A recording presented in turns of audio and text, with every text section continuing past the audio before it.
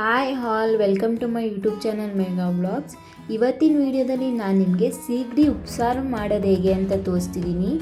ಇದಂತೂ ಈ ಚಳಿಗಾಲಕ್ಕೆ ತುಂಬ ಒಳ್ಳೆಯದು ಮತ್ತು ಬಾಣಂತಿಯರಿಗೆ ಈ ಆಹಾರವಂತೂ ಕೊಡಲೇಬೇಕು. ಬನ್ನಿ ಹೇಗೆ ಮಾಡೋದು ಅಂತ ನೋಡೋಣ. ಇವಾಗ ನಾನು ಬೇಳೆ ಹಾಕ್ತಿದ್ದೀನಿ. 1 ಕಪ್ ಆಗೋಷ್ಟು ಬೇಳೆನ ತೊಗೊಂಡಿದ್ದೀನಿ. ಎಷ್ಟು ಬೇಕು ಅಷ್ಟು ನೀರು ಹಾಕೋಬೇಕು.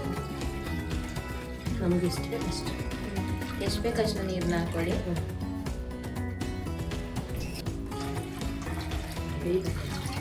ಕನ್ಸಿಸ್ಟೆನ್ಸಿ ನೋಡ್ಕೊಂಡು ಹಾಕೊಳ್ಳಿ. ಇವಾಗ 2 ಟೊಮೊಟೊ ಹಾಕ್ತಿದ್ದೀನಿ. ಎಷ್ಟು ಬೇಕು ಅಷ್ಟು ಹಾಕೋಬೋದು. ಇವಾಗ ಬೇಳೆನೂ ಟೊಮೊಟೊನೂ ಕೂಗಿಸ್ಕೋಬೇಕು. 1-2 ಕೂಗು ಕೂಗಿಸ್ಕೊಳ್ಳಿ ಮೀಡಿಯಮ್ ಫ್ಲೇಮ್ನಲ್ಲಿ ಇಟ್ಬಿಟ್ಟು. ಇವಾಗ 2 ಕೂಗು ಕೂಗಿಸ್ತೀನಿ ನಾನೀಗ. ಸ್ವಲ್ಪ ಎಣ್ಣೆ ಹಾಕೊಂಡು ಮೀಡಿಯಮ್ ಫ್ಲೇಮ್ ಇಟ್ಕೊಂಡು ಚೆನ್ನಾಗಿ ಗಮ್ಮನವ್ರಿಗೆ ಕೆಂಪುಗೆ ಗಮ್ಮನ್ಬೇಕು. ಸೀಡೆ ಆ ಥರ ಉರಿಬೇಕು ಅಷ್ಟೇ. ಗಮ್ಮನ ಥರ ಉಳ್ಕೊಳ್ಳಿ. ಎಣ್ಣೆ ಹಾಕ್ತೇ ಹೋದ್ರೆ ಸೀದೈತವೆ ಸೀಗಡಿ. ಎಣ್ಣೆ ಹಾಕ್ಲೇಬೇಕಮ್ಮ. ಎಣ್ಣೆ ಹಾಕ್ಲೇಬೇಕು. ಇಲ್ಲ ಸೀದೈತವೆ ಸೀಗಡಿ. ಚೆನ್ನಾಗದು ಸ್ಮೆಲ್, ಹಸಿ ಸ್ಮೆಲ್ ಎಲ್ಲ ಹೋಗಲ್ಲ. ಎಣ್ಣೆ ಹಾಕಿ ಗಮ್ಮಂತದೆ. ಗಮ್ಮನ್ ಚೆನ್ನಾಗಿರ್ತದೆ ಸೀಗಡಿ. ಊಟ ಮಾಡೋಕ್ಕೆ ಚೆಂದ. ಮತ್ತು ಇದು ಮಾಡ್ಕೊಂಡು ಸೀಗಡಿ ಬಜ್ಜಿ ಚೆನ್ನಾಗಿರ್ತದೆ. ಕೊಬ್ಬರಿ ಎಲ್ಲ ಹುರ್ಕೊಂಡು ಸೀಗಡಿ ಹುರ್ಕೊಂಡು ಚೆನ್ನಾಗಿ ಸ್ವಲ್ಪ ಪುರಿ ಮಾಡ್ಕೊಂಡು ಹುರ್ಕೊಂಡು ಅನ್ನ ಕರ ಮೇಲೆ ಹಾಕಿ ತಿಂದರೆ ಅಯ್ಯೋ ಸೂಪರ್ ಆಗಿರ್ತದೆ. ಹಾಗೆಲ್ಲ ಸೀಗಡಿ ಬಜ್ಜಿ ಮಾಡ್ತಿದ್ರಿ ಅಲ್ಲ ನೀವು? ಸೀಗಡಿ ಬಜ್ಜಿ ಮಾಡ್ತಿದ್ದೆ ನಾನು. ಇವಾಗೆಲ್ಲ ಅಪರೂಪ. ಬಾಣ್ತಿರಿಗೆ ಎಷ್ಟು ಎಲ್ಲ ಬ್ಲಡ್ ಜಾಸ್ತಿ ಆಯ್ತದೆಲ್ಲ ತಿನ್ನಬೇಕು. ಚಳಿಗಾಲದಲ್ಲಿ ತಿಂದರೆ ಇನ್ನೂ ಒಳ್ಳೇದಿಲ್ಲ. ಈಟ ಇದು ಅಮ್ಮ. ಎಕ್ಸಸೈಸ್ ಇಟ್ಟಿದೆ. ಚಳಿಗಾಲದಲ್ಲಿ ತಿಂದರೆ ಎಷ್ಟು ಒಳ್ಳೆಯದು. ಸೀಗಡಿ ಬ್ಲಡ್ ಜಾಸ್ತಿ ಆಯಿತು ಮತ್ತು ಕೆಟ್ಟ ನೀರೆಲ್ಲ ತೆಗಿತದೆ. ಬಾಣ್ತಿದ್ದೀರಿ ಕೊಡ್ತಾರೆ. ಕೆಟ್ಟ ನೀರೆಲ್ಲ ತೆಗಿತದೆ. ಸಣ್ಣ ಇರ್ತಾರೆ ಬ್ಲಡ್ ಜಾಸ್ತಿ ಆಯ್ತದೆ. ಬಾಣ್ತಿರು ಚೆನ್ನಾಗಿ ತಿನ್ಬೇಕು ಸೀಗಡಿ.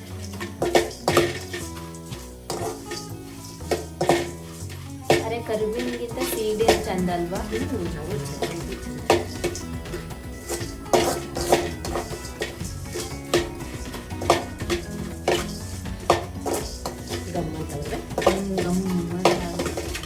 ಇಷ್ಟೇ ಅಲ್ವಾ? ಇದು ಈಸಿ ಸಾಂಬಾರು ಮಾಡೋದು. ಉಪ್ಸಾರು ಈಸಿ. ಸೀಗಡಿ ಯಾವುದೇ ಇದಕ್ಕೆ ಹಾಕಿದ್ರು ಸುಮ್ಮನೆ ಎಣ್ಣೆಲಿ ಬಿಸಿ ಮಾಡಿ ಗಮ್ಮನವ್ರಿಗೆ ಹಾಕಿ ಸಾಕು. ಬೇಯಿಸುವಂಗಿಲ್ಲ.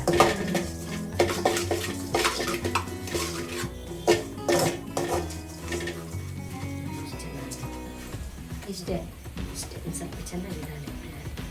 ಹಸಿ ಸ್ಮೆಲ್ ಎಲ್ಲ ಹೋಗ್ತದೆ.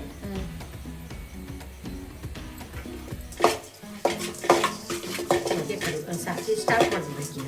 ಆಫ್ ಮಾಡಿಬಿಡ್ಬೇಕಾ? ಸಣ್ಣ ಬರೀದನ್ನೇ ತಿನ್ಕೋಬೇಕು. ಆಫ್ ಮಾಡಬೇಕು. ಈಗ ಆಫ್ ಮಾಡಲಾ? ಸರ್ ಗಮ್ಮಂತ ಐತೆ ಸರ್ ಅಷ್ಟೇ. ನೋಡಿ ಕೆಂಪಾಳೆ ಈ ಥರ ಉಳ್ಕೊಳ್ಳಿ. ಸಣ್ಣ ಉರಿ. ಜಾಸ್ತಿ ಉರಿ ಹಾಕಿದ್ರೆ ಕರ್ಗಾಗುತ್ತೆ.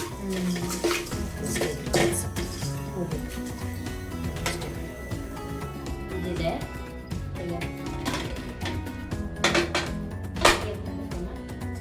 ಟೊಮೆಟೊ ಇಟ್ಕೋಬೇಕಿತ್ತು.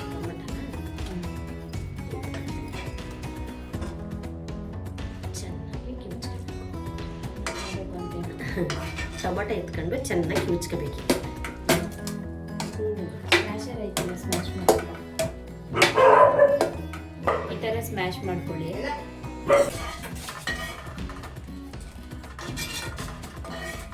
ಬೇಳೆ ಚೆನ್ನಾಗಿ ಟೇಸ್ಟ್ ಚೆನ್ನಾಗಿರ್ತದೆ.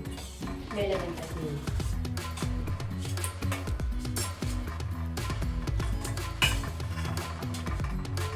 ಟೊಮೆಟೊ ಕಿವುಚಿರೋದ ಒಳಗಡೆ ಹಾಕಬೇಕು.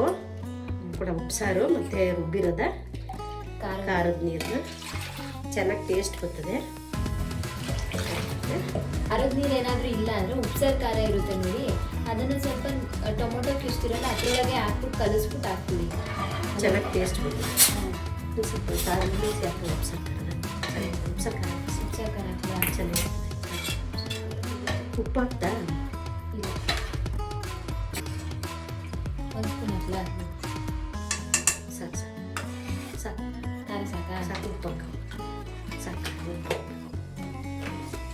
ಟೇಸ್ಟ್ಗೆ ಉಪ್ಪು ಸೀಗಡಿ ಉಪ್ಪಿಸೋದು. ಇವಾಗ ನಾನು ಉಪ್ಪು ಹಾಕ್ತಿದ್ದೀನಿ.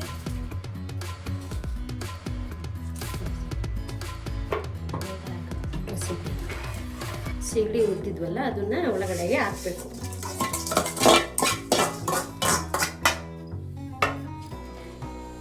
ಹಾಕ್ಬಿಟ್ಟು ಈ ಥರ ಒಂದು ಸ್ವಲ್ಪ ಒಂದು ಮರಳು ಬಂದರೆ ಆಯಿತು. ಟೇಸ್ಟ್ ಚೆನ್ನಾಗಿದೆ. ಆದರೂ ಮುದ್ದೆ ಜೊತೆ ಚೆನ್ನಾಗಿರ್ತದೆ. ಮುದ್ದೆ ಜೊತೆ ತಿನ್ಬೇಕಲ್ಲ, ಉಪ್ಸಾರು ಮುದ್ದೆ, ಸೀಗಡಿ ಉಪ್ಸಾರು ಮುದ್ದೆ ಚೆನ್ನಾಗಿರುತ್ತೆ. ಒಂದು ಮರಳು ಬಂದರೆ ಸಾಕು, ಟೇಸ್ಟ್ ಎಲ್ಲ ಚೆನ್ನಾಗಿದೆ. ಒಂದು ಮಳೆ ಬಂದರೆ ಸಾಕು, ಏನು ಬೇಯಿಸ್ಬೇಕಂತ ಏನಿಲ್ಲ. ಸೀಗಡಿನೂ ಏನು ಬೇಯಿಸ್ಬೇಕು, ಏನು ಬೇಯಿಸುವ ಸೀಗಡಿ ಏನು ಬೇಯಿಸೋ ಅವಶ್ಯಕತೆನೇ ಇಲ್ಲ. ಅಷ್ಟೇ ಅಷ್ಟೇ ಉಪ್ಪು ಹಾಕಿದ್ದೀವಿ, ರುಚಿಗೆ ತಕ್ಕಷ್ಟು ಉಪ್ಪು. ಇವಾಗ ನೋಡಿ ಸೀಗಡಿ ಉಪ್ಸಾರು ರೆಡಿ ಆಯಿತು. ಅಷ್ಟೇ ಕುದಿಬೇಡಕ್ಕೆ ಆಗ್ತದೆ. ಒಂದು ಕುದಿ ಬರಬೇಕು. ನಮ್ಗೆ ಎಷ್ಟು ಬೇಕು ಅಷ್ಟು ಕೆಲಸ ಮಾಡ್ತಾರೆ. ನಿಮ್ಮ ಮನೇಲಿ ಎಷ್ಟು ಜನ ಅವರೇ ಅಷ್ಟನ್ನ ಉಪ್ಸಾರನ್ನ ಮಾಡ್ಕೋಬೋದು ನೀವು. ಅಂದರೆ ಸ್ವಲ್ಪ ನೀರನ್ನ ಜಾಸ್ತಿ ಹಾಕೋಬೋದು, ಬೇಳೆ ನೀರು ಜಾಸ್ತಿ ಹಾಕೋಬಿಟ್ರೆ ಸರಿ. ಇವಾಗ ನೋಡಿ ಎಷ್ಟು ಕುದಿ ಬಂತು. ಇವಾಗ ಒಂದು ಕುದಿ ಬಂದರೆ ಸಾಕು, ಆಫ್ ಮಾಡ್ಕೊಳ್ಳೋಣ. ಇವಾಗ ಸೀಗಡಿ ಉಪ್ಸಾರು ರೆಡಿ ಆಯಿತು. ಇದಾಗಿತ್ತು ನಮ್ಮ ಅತ್ತೆ ಮಾಡಿರುವಂಥ ಸೀಗಡಿ ಉಪ್ಸಾರು. ನೋಡಿ, ಈ ಚಳಿಗಾಲದಲ್ಲಿ ಈ ರೆಸಿಪಿ ತುಂಬ ಒಳ್ಳೆಯದು ಮತ್ತು ತುಂಬ ಈಸಿ ಕೂಡ. ನಿಜವಾಗ್ಲೂ ಫಿಶ್ ಏನಾದರೂ ತಿಂದೇ ಇರೋರಿಗೆ ಈ ಥರ ಉಪ್ಸಾರು ಮಾಡಿಕೊಟ್ರೆ ತುಂಬ ಚೆನ್ನಾಗಿ ತಿಂತಾರೆ. ಮತ್ತು ಮುದ್ದೆ ಜೊತೆ ಅಂತೂ ಬೆಸ್ಟ್ ಕಾಂಬಿನೇಷನ್ನು. ನೀವು ಕೂಡ ಈ ಈಸಿ ರೆಸಿಪಿನ ಮನೇಲೊಂದು ಸಾರಿ ಟ್ರೈ ಮಾಡಿ, ಹೇಗಿದೆ ಅಂತ ಕಮೆಂಟ್ ಮಾಡಿ. ನಿಮಗೆಲ್ಲ ಈ ವಿಡಿಯೋ ಇಷ್ಟ ಆದಲ್ಲಿ ಲೈಕ್ ಮಾಡಿ, ಶೇರ್ ಮಾಡಿ, ಕಮೆಂಟ್ ಮಾಡಿ, ಸಬ್ಸ್ಕ್ರೈಬ್ ಮಾಡ್ಕೊಳ್ಳೋದನ್ನ ಮರಿಬೇಡಿ. Thank you.